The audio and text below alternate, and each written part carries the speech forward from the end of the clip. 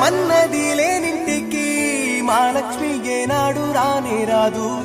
ఆప్యాయతన్నది లేని నాడు ఆ మనిషి బతుకసలు బతుకే కాదు.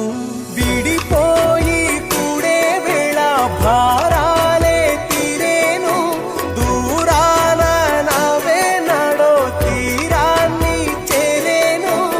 ఇంకొక జన్మంటూ ఆ దేవుడు నాకిస్తే మళ్ళీ బంధం నాకిమ్మని వరమడిగేస్తా. ఎవరేమి అంటున్నా ఎవరేమి చేస్తున్నా అనుబంధమే